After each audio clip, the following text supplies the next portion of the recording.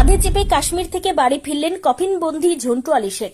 দেশকে বাঁচাতে ভাইয়ের আত্মত্যাগে গর্বিত দাদার কাঁধে চেপে বাড়ি ফিরেছেন কফিনবন্দি ঝন্টু আলী শেখ।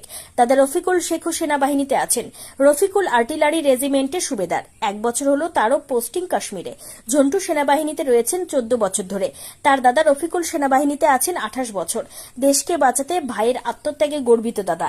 সেখান থেকে ব্যারাকপুরে এনে আজ ভোর 5টা নাগাদ গার্ড অফ অনার দেওয়া হয় কাশ্মীরে জঙ্গিদের সঙ্গে এনকাউন্টারে নিহত সেনার স্পেশাল ফোর্সের কমান্ডো ঝন্টু আলী শেখকে।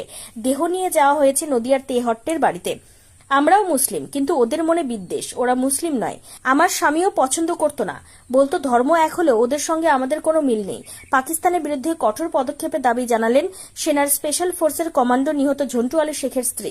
একসময় আগ্রায় ছিলেন ঝন্টু, তার স্ত্রী ছেলে মেয়ে এখনো সেখানেই থাকেন। 1.5 বছর আগে কাশ্মীরে পোস্টিং হয় ঝন্টুর। পহেলগাঁওয়ে নাশকতার পর জঙ্গিদের ধরতে অভিযান চালায় ভারতীয় সেনা। উধমপুরে সেনা জঙ্গি এনকাউন্টারে নিহত হন ভারতীয় সেনার 6 প্যারা SF এর হাবিলদার ঝন্টু আলী শেখ। ঘটনার দিন সকালে মেসেজে কথা হয়েছিল স্ত্রীর সঙ্গে। চিন্তা করতে বারণ করেছিলেন স্বামী। এরপর খবর আসে কাঁধে গুলি লেগেছে। দেশকে বাঁচাতে জঙ্গিদের গুলিতে প্রাণ দিয়েছেন স্বামী, তার জন্য গর্বিত স্ত্রী।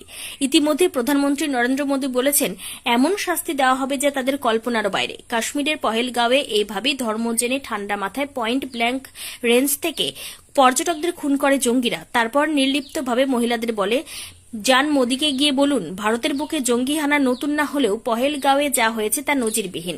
কার্যত প্রধানমন্ত্রীকে খোলা চ্যালেঞ্জ করেছে পাকিস্তানি জঙ্গিরা। এই প্রেক্ষাপটে প্রত্যাঘাতের হুঁশিয়ারি দিলেন নরেন্দ্র মোদী। প্রধানমন্ত্রী নরেন্দ্র মোদী বলেন, এই হামলা শুধুমাত্র নিহত পর্যটকদের উপর হামলা নয়, দেশের শত্রুরা ভারতের আত্মার উপর হামলা চালানোর দুঃসাহস দেখিয়েছে। আমি একেবারে পরিষ্কার করে বলে দিতে চাই, যারা এই হামলা চালিয়েছে সেই সব সন্ত্রাসবাদীদের আর হামলার ষড়যন্ত্রকারীদের তাদের এমন শাস্তি দেওয়া হবে যা তাদের কল্পনারও বাইরে।